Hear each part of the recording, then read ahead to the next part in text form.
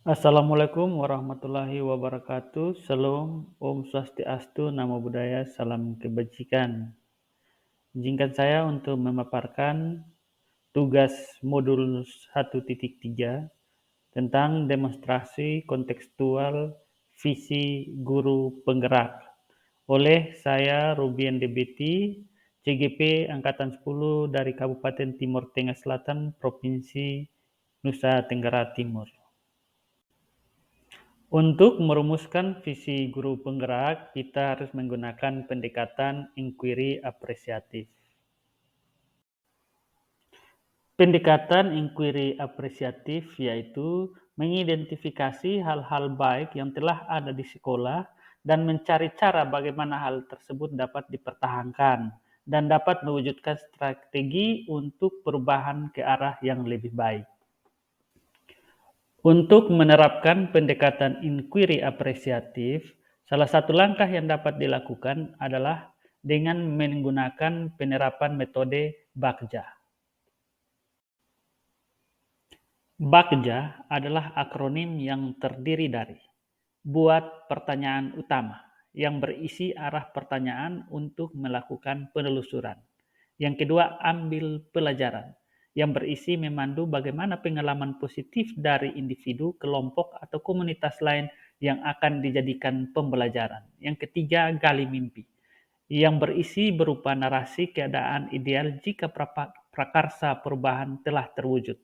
Yang keempat, yaitu jabarkan rencana yang berisi mengidentifikasi tindakan-tindakan yang akan dilakukan, dan yang kelima adalah atur eksekusi yang berisi membantu transformasi rencana menjadi nyata. Dari metode penerapan BAKJA, saya telah menyusun visi guru penggerak, yaitu mewujudkan pembelajaran peserta didik yang mampu menyesuaikan diri dengan perkembangan zaman.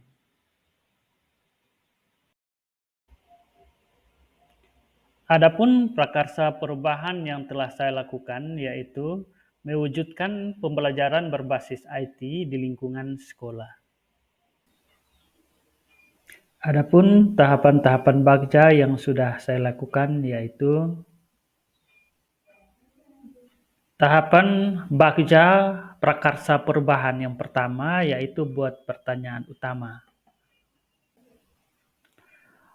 Pertanyaan yang saya buat yaitu apa yang harus saya lakukan untuk dapat menerapkan pembelajaran berbasis IT dalam proses pembelajaran anak. Tindak penyelidikan yang perlu saya lakukan untuk menjawab pertanyaan itu yaitu yang pertama, mempelajari pemanfaatan IT dalam proses pembelajaran.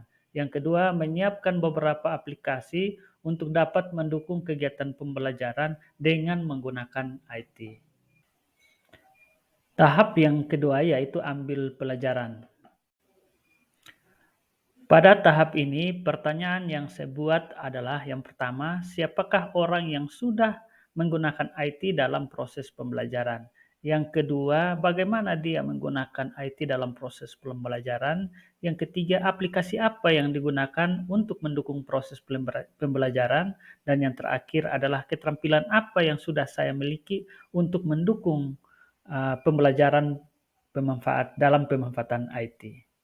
Tindak lanjut yang saya lakukan untuk menjawab pertanyaan-pertanyaan itu adalah yang pertama, saya mencari siapa yang menggunakan IT dalam proses pembelajaran. Yang kedua, saya mencari tahu bagaimana dia menggunakan IT dalam proses pembelajaran.